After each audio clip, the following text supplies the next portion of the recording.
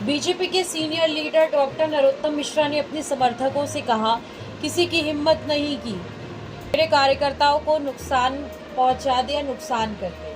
अगर नौबत आई तो मैं भी तुम्हारे साथ जेल जाऊंगा। पूर्व गृह मंत्री ने ये बात गुरुवार को दतिया में कही। वे बीजेपी दफ्तर में कार्यकर्ताओं की बैठक में बोल रहे थे। इस दौरान उपचुनाव में पार्टी के प्रत्याशी आशुतोष तिवारी भी उनके साथ थे।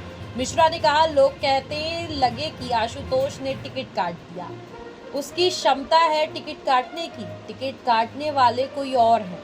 वह हमारे बात करनी है, माफ कीजिएगा, वहाँ हमें बात करनी है, हम करेंगे। उस दिन आप लोगों की आंखों में आंसू देखकर मैं भी भावुक हो गया था। कुछ लोग कह रहे थे कि भाजपा से बदला लेना है। अरे भाई, बदला भाजपा से नहीं, कांग्रेस से लेना है।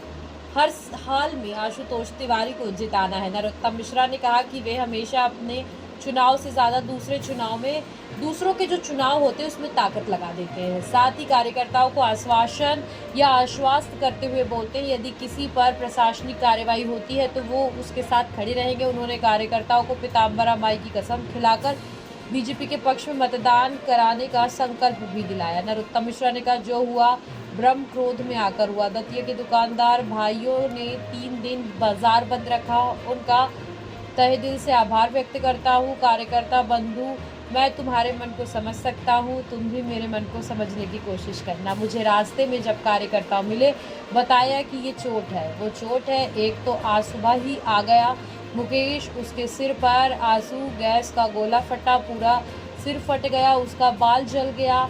नरोत्तम मिश्रा कहते हैं कि लोग कहने लगे कि दादा के आंसू का बदला भाजपा से लेंगे। बदला लेना है तो भाई कांग्रेस से लो। कह रहे हो भाजपा से लेंगे, बदला लेना है तो पुलिस प्रशासन से। कह रहे हो आशुतोष से। क्या चल रहा है दिमाग में? आशुतोष ने टिकट काट दिया। उसकी क्षमता टिकट काटने की नहीं है, टिकट काटने वाला तो कोई और ही है। जी हाँ, इस तरीके की बातें नरोत्तम मिश्रा ने अपने बयान में की। उधर बीजेपी प्रत्याशी आशुतोष तिवारी ने कहा कि यदि प्रशासन की कार्यवाही से किसी कार्यकर्ताओं को परेशानी हुई हो तो हर परिस्थिति में वे कार्यकर्ताओं के साथ खड़े रहेंगे। उन्होंने कहा, मैं आपको आश्वस्त करना चाहता हूँ कि मैं साक्षी हूँ। हमारे तन में जब तक प्राण रहेंगे, आप सबके सम्मान में किसी प्रकार की आँच नहीं आने देंगे।